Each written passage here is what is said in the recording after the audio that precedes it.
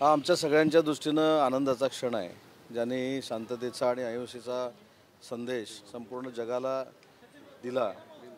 त्यांचं वास्तव्य हे चिरकाळ भावी पिढीच्या समोर राहावं यासाठी हा जो उपक्रम केलेला आहे तो अतिशय महत्त्वाचा आहे. आणि हा नुसता राज्याच्या दृष्टीनं नाही, देशाच्या दृष्टीनं महत्त्वाचा आहे. आणि त्या कार्यक्रमाला उपस्थित राहण्याची संधी मला पालकमंत्री महोदयांनी, थोरात साहेबांनी, सावे साहेबांनी दिली, त्याबद्दल मी त्यांचे आभार मानतो.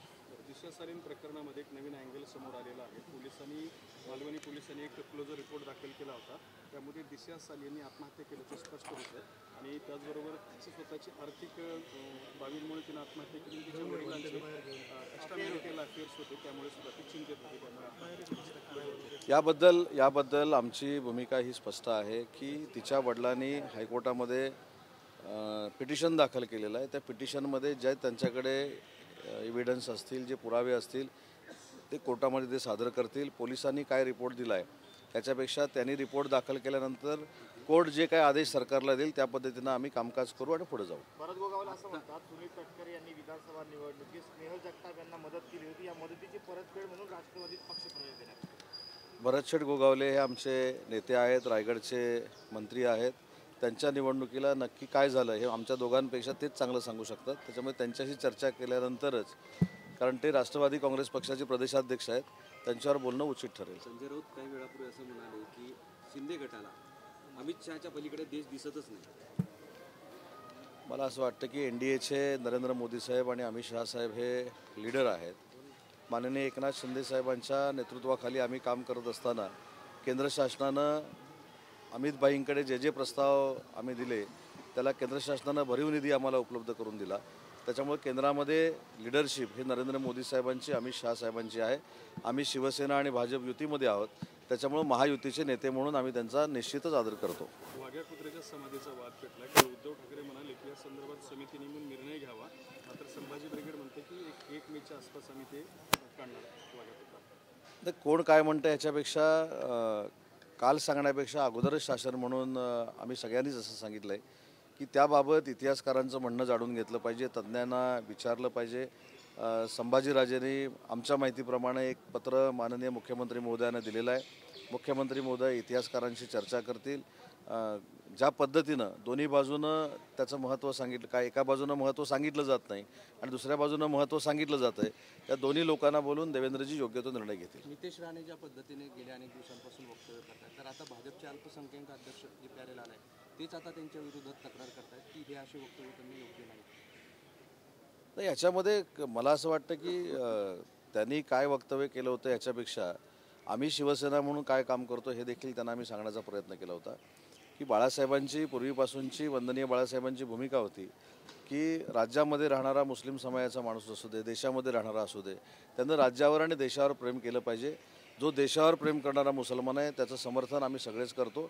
आणि म्हणूनच साबीर शेखसारखा एक कार्यकर्ता मुस्लिम समाजाचा हा 1995 ते 99च्या सरकारमध्ये वंदनीय बाळासाहेबांच्या आशीर्वादानं मंत्री होता. जे देशावर प्रेम करत नाहीत, जे पाकिस्तानी धार्जणी आहेत, जे पाकिस्तानवर प्रेम करतात, पाकिस्तानचे झेंडे नाचवतात आणि पाकिस्तानचं गुणगान गाणारे जी लोक आहेत त्यांच्याबद्दल आम्ही विरोधात आहोत. आणि ही काळ्या दगडावरची रेघ आहे. कुणाल कामरा जो आहे त्याला पोलिसांचा डिग्रीचा वापर करावा लागेल असं शंभूराज देसाई म्हणते, त्यामुळे टीका होते. नाही तर काही बोललं तरी टीका होते, पण कामरानं पण विचार केला पाहिजे ना काय बोललं पाहिजे. मला तर असं वाटतं की एकनाथ शिंदे साहेबांवर त्यांनी टीका केली हा भाग जरा आपण बाजूला जर ठेवला, कदाचित तुमचा गैरसमज असा झाला असेल की एकनाथ शिंदे साहेबांवर टीका केली म्हणून आम्ही आक्रमक झालो. ते तर 100% आक्रमक झालेलोच आहोत, परंतु त्याची प्रवृत्ती बघा. अर्थमंत्री देशाच्या निर्मला सीतारामन एक महिला आहेत, त्यांच्यावर घाणेरड्या भाषेत त्यांनी टीका केलेली आहे. सुप्रीम कोर्टावर जी टीका केली हे जर आपण बघितलं आणि वाचलं तर आपल्याला देखील आश्चर्याचा धक्का बसेल. आनंद महिंद्रा असतील, मुकेश अंबानी असतील, यांच्यावर देखील त्यांनी टीका केलेल्या आहेत.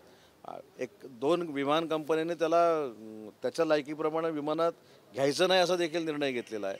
अशा विकृत व्यक्तीचं समर्थन करणं ही महाविकृती आहे. आणि म्हणून मला असं वाटतं की शंभूराजांनी ॲक्शनला दिलेली ती रिॲक्शन होती. टेरर फंड त्याला दिला जातो असा सुद्धा आरोप येतो आणि मागच्या 2 दिवसात 4 कोटी रुपये त्याच्या खात्यात परदेशातून जमा. आरोप म्हणण्यापेक्षा ही वस्तुस्थिती आता साबित व्हायला सुरुवात झालेली आहे. त्याच्यामध्ये असलेली घमेंड त्याची वागण्याची पद्धत. आणि म्हणून काल देखील आम्ही सांगितलं की बाबा शिंदे साहेबांवर टीका करायची असेल तर छत्रपती संभाजीनगरला येऊन कर, मुंबईमध्ये येऊन कर, कोल्हापूरमध्ये येऊन कर. मग छत्रपती संभाजीनगरला आल्यानंतर जे काय परिणाम भोगावे लागतील हे त्याचे तो भोगणार आहे. आणि म्हणून मला असं वाटतं की प्रत्येकानं अभिव्यक्ती स्वातंत्र्याच्या खाली किती बोलावं, किती पुढं जाऊन टोकाचं काम करावं, याला काही बंधनं आहेत. संविधानाचा आदर करणारे आम्ही सगळे आहोत. भारतरत्न डॉक्टर बाबासाहेब आंबेडकरांमुळेच आम्ही सगळे मंत्री आहोत. परंतु त्या संविधानामध्ये अभिव्यक्ती स्वातंत्र्य नक्की आहे, पण अभिव्यक्ती स्वातंत्र्यामध्ये कुणी कोणाची बदनामी केली, शिवीगाळ केली तर त्याला शिक्षा देखील आहे, हे देखील त्याच्यात दिलेलं आहे. यूट्यूब चॅनल बंद करावं असं राऊतकरांनी मागणी केली. नाही, या सगळ्या मागणींचा तपास मुंबई पोलीस चांगल्या पद्धतीनं करेल आणि त्याला योग्य ती शिक्षा ह्या सगळ्या प्रकरणामध्ये होईल. स्वारगेटमध्ये जे तुमची आणि फडणवीसांची जी जवळीक आहे आणि त्यामुळे उदय सामंत मला खूप डाऊटफुल वाटतात नेहमीच, असं ते म्हणाले. असं बोलले का ते? यस, नाव काही लोकांना मी प्रचंड आवडायला लागलेलो आहे. एक 15 दिवसापूर्वी त्यांनी माझं कौतुक देखील केलेलं होतं. त्याच्यामुळे जी व्यक्ती माझं कौतुक करते, जी व्यक्ती मला मोठं करण्याचा प्रयत्न करते, त्याला मी शुभेच्छा देतो. पण एक महत्त्वाची गोष्ट पुन्हा एकदा सांगतो की मला माझ्या मर्यादा माहिती आहेत. आम्ही सगळे शिवसेनेमध्ये जे काम करतो ते त्यांना जे अपेक्षित नाही ते आम्ही काम करतो. ते म्हणजे माननीय एकनाथ शिंदेसाहेबांचे हात बळकट करणं, एकनाथ शिंदेसाहेबांना ताकद देणं आणि एकनाथ शिंदेसाहेबांचाच म्हणजेच वंदनीय बाळासाहेबांचा विचार हा महाराष्ट्राच्या कानाकोपऱ्यात पोचवणं. त्याच्यामुळं मला असं वाटतं की हे कसं आहे, हे शाळेत आम्ही इथेच एकदा सांगितलं होतं, हे शाळेमध्ये जे आपण भांडणं लावतो ना, हा त्याच्याकडे बघितला नाही म्हणून तो नाराज झाला आहे, ही असली सगळी राजकीय अपरिपक्वता आहे.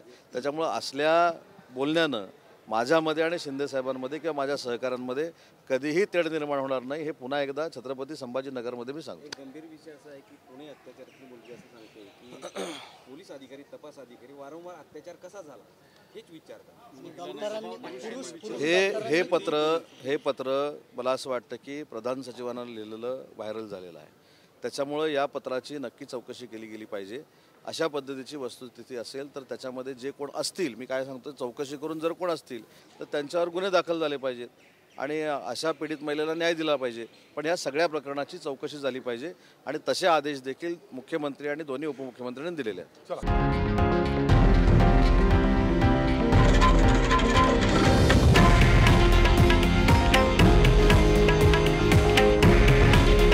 हे आहे देशातील नंबर 1 न्यूज नेटवर्क आणि आपण पाहत आहात TV9 मराठी. काळजी तुमची, हित महाराष्ट्राचं.